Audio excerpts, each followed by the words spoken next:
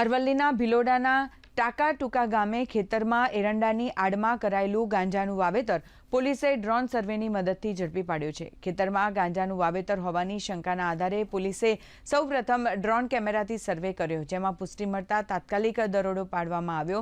આ રેડ દરમિયાન પોલીસની સાથે એફએસએલની ટીમને પણ રાખવામાં આવી, જેથી ગાંજાની સચોટ ઓળખ થઈ શકે। પોલીસે ખેતરમાંથી કુલ 23 લીલા ગાંજાના છોડ કબજે કર્યા છે। આ જથ્થાનું કુલ વજન 9 કિલો થાય છે, જેની બજાર કિંમત અંદાજે 4.85 લાખ રૂપિયા આંકવામાં આવી છે।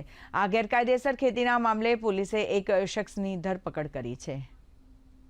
સંજય કુમાર તેજુભાઈ ગમાર નામના ઈસમનો જે કબજો ભોગવટો ધરાવતા એક ખેતરમાં રેડ કરેલ, જેમાંથી 23 જેટલા ગાંજાના છોડ મળી આવેલ, જેનું વજન 9 કિલો અને 700 ગ્રામ થાય છે અને જેની કિંમત 4,85,000 થાય છે।